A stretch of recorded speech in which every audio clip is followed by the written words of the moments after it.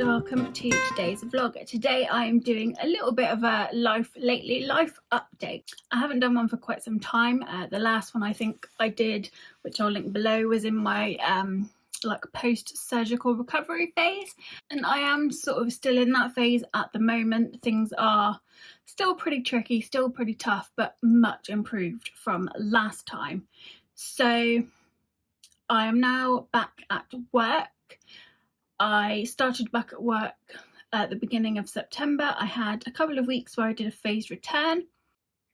So I did shorter days, shorter hours, which was really good.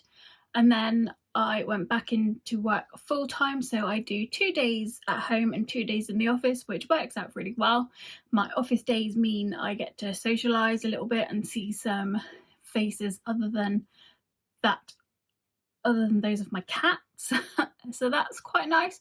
And yeah, I feel like I'm getting back into the swing of work now. So yeah, it's nice being back at work and having a purpose, I guess.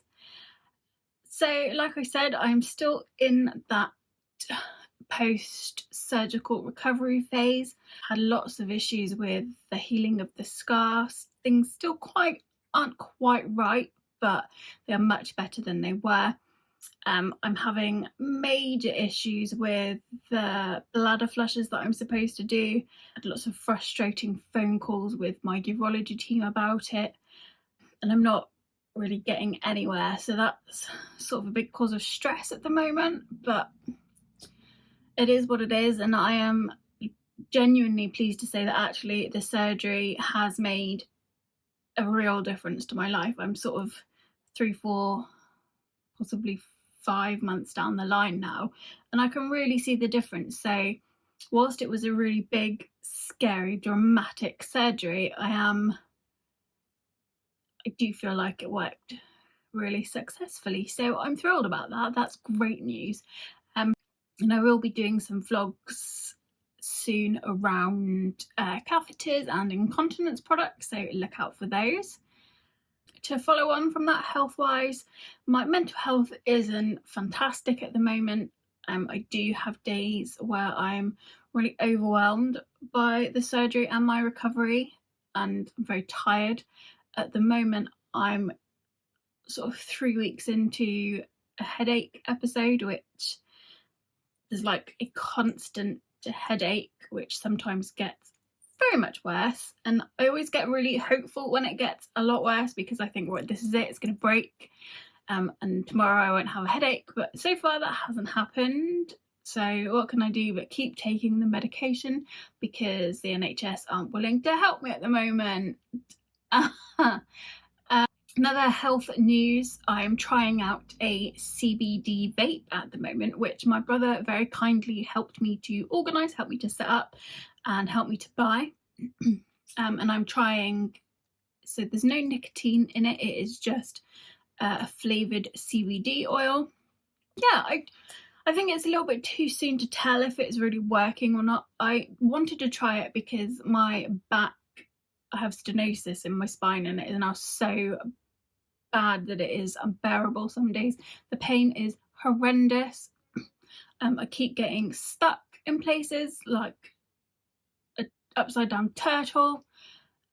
So yeah, I just wanted to try the CBD. I've heard lots of other people say that it was really beneficial for them, so I thought it was well worth a try, especially as you can get the vape systems and the vape juice, I think they call it, nicotine free, and that's really good.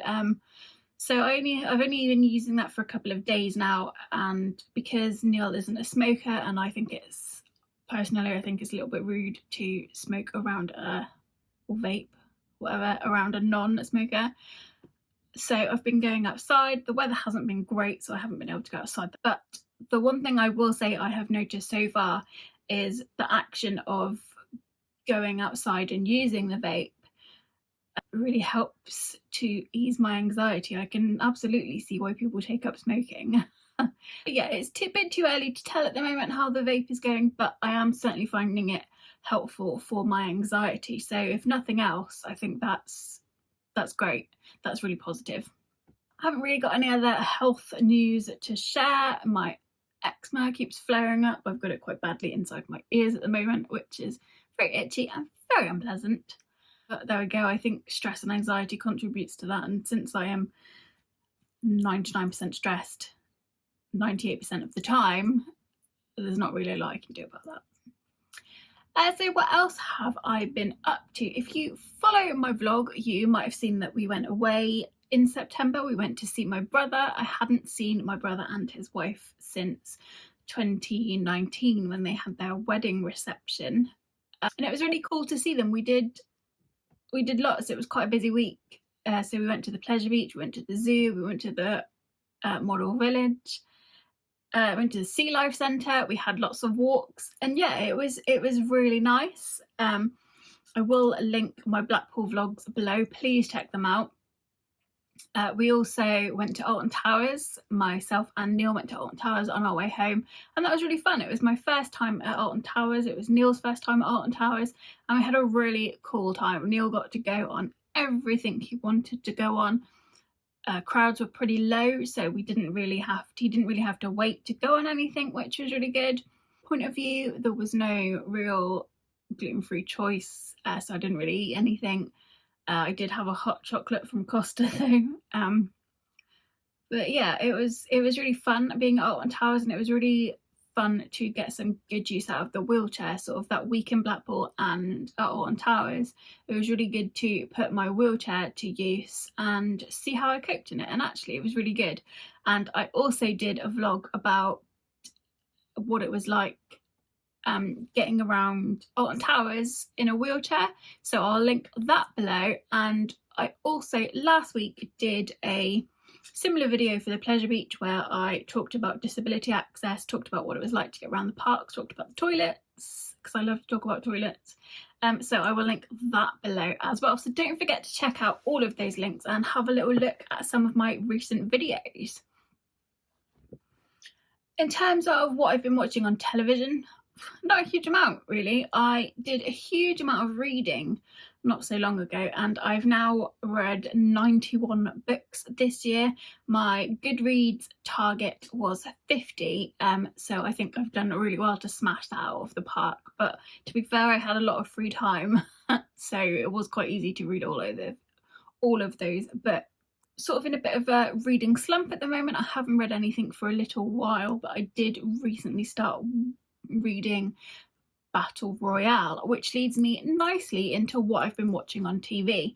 So everybody was talking about Squid Game on Netflix, and I've seen so many memes and just lots of different people talking about Squid Game, and I didn't really know what any of them are about. So Neil and I decided to watch Squid Game. We watched it in its entirety over a couple of nights.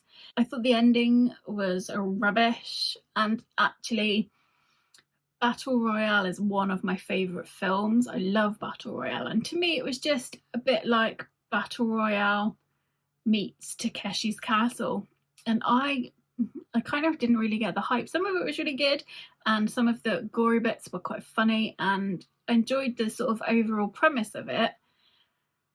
But yeah, to me it was just Battle Royale meets Takeshi's Castle, so I didn't think it was that great. And that was then why I decided to start reading Battle Royale again, which is also one of my favourite books.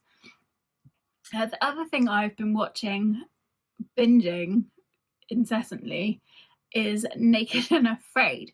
So I caught part of an episode of Naked and Afraid on the television, and I was absolutely fascinated by what was going on. So I found it on the Discovery Channel, and I started watching Naked and Afraid from the very first episode. I've now watched all of the regular episodes, and I've moved on to Naked and Afraid XL, where big groups of them go into the jungle to survive, and it is wild and I love it. If you've never seen Naked and Afraid, the premise is two naked people, usually a man and a woman, go into the jungle or the rainforest or the savannah in South Africa, basically somewhere really dangerous where it's going to be really hard to live. There's no water, there's no food. You basically have to survive for 21 days. In the XL ones, you have to survive for 40 in your groups. They get to take survival items with them, but sort of only really one each. So like a pot or a fire starter or a knife. I've seen people take duct tape and hammocks, which never works out well. Oh, are you tired, Rocky? Hello. They basically plunge two naked people into a harsh environment with snakes and spiders and scorpions, and then they have to survive by getting their own water, which they have to boil because usually it's got parasites in it. They have to catch and kill animals to eat, and the whole time that they do this, they are naked. And the reason I find the program so fascinating is because I don't understand why they have to be naked. It's American, so everything is blurred out anyway. So I watch all of these people mess around in the jungle for days, and I've never once seen a penis. So yeah, I get the survival aspect of it. I get the no food, they have to hunt and kill things. I get that they have to find a water source. I get all of that. I get that they have to sleep outside in the jungle at night where there's mosquitoes going to eat them and spiders going to bite them. I don't get why they have to be naked whilst they do it. It just makes no sense. They've got no shoes on. They're walking on hot, thorny ground. Their feet get cut open. It doesn't make any sense. And I've watched it in the hopes that one time in one episode somebody actually will be mauled by a lion, and nobody ever has. And I have done a little bit of reading into Naked and Afraid, and I think they certainly aren't as isolated as they would have you believe. I think there are stacks of rangers with guns, there are producers, there's camera crews, there's medics. I don't think they're ever in any danger, and I think that's a shame. I think that if the probability they could get eaten by a crocodile was much higher, it would be a much better program. But there you go. So yeah, I am loving Naked and Afraid. If you've never watched it, please check it out and please talk to me about it, because I don't know anyone that watches it, and it's mad, it's wild. So if you watch it, please let me know so we can talk about it.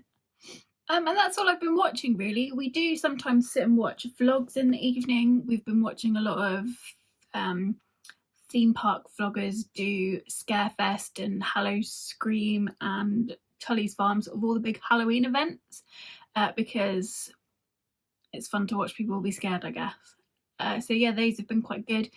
We've been watching some vloggers at Disneyland Paris recently. We've watched the Despicable 3 on a cruise, which has been really interesting. Obviously, recently the news that the borders were opening to the US means that I'm sure there'll be some vloggers out there soon giving us Disney World vlog.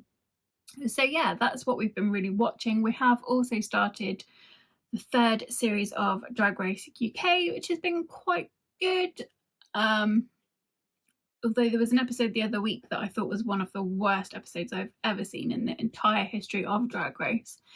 We'd also really like to watch Drag Race Canada, the second season, but I can't at the moment find anywhere that seems to be broadcasting it in the UK, which is a bit of a shame because I really like the first season. If you're able to watch Drag Race Canada, please let me know in the comments below how you're watching it, or where you're streaming it from, or where you're downloading it from, because I can't seem to find out for myself and I'd love to be able to watch it. We sorted out our Esters last week for our trip to Florida next year. We're going in May and October, November next year, so we sorted and paid for our Esters this week, and they're all approved, they've all gone through, so that's one less thing to worry about, and I just have to concentrate on saving some more money now, because spending bans I've imposed on myself have not really gone that well, so I really need to get serious about saving pretty soon. But other than that, we're just keeping our fingers crossed that everything goes smoothly and those borders stay open and nothing untoward happens before our trip in May next year. So fingers crossed. Speaking of Disney, I recently got the chance to visit the actual proper double box toy shop and bought some really cool Disney merch. Disney have also released all their 50th merch, and there are some really great things I would really love to buy, but at the moment I can't justify it. And I think actually the 50th celebrations are still going to be going on whilst we're there, so if I want something I can buy it when we're actually there. So we'll see what happens. If I win the lottery, I'm sure I will treat myself, but that's quite unlikely as I don't very often play the lottery. And I think that's all of my news, really. I lead a terribly boring life. I haven't really been up to a huge amount. Being back at work has been quite tiring, so we haven't really had time or wanted to do anything on the weekends. I think Neil and I are hoping to get out to go to the cinema pretty soon. Neil wants to see the new James Bond film, and I want to see the Wes Anderson film, The French Dispatch. So hopefully we'll get out to the cinema pretty soon to see both of those. And we have been quite wary of going to the cinema still because mask wearing isn't terribly prevalent anywhere now, because clearly we've ended the pandemic. Wear a mask, for goodness sake, just wear a mask. So we wanted to sort of pick a time to go to the cinema when it wouldn't be too busy, there wouldn't be lots of people there, and we could sit and wear our masks in peace. So hopefully we'll get out to the cinema soon to watch both of those films and maybe have a sneaky meal out. We'll see. So I think that's all my news for now. As always, thank you for watching. Don't forget to give this video a thumbs up. I'd really appreciate it. So yeah, again, thanks for watching, and I will be back soon with another video.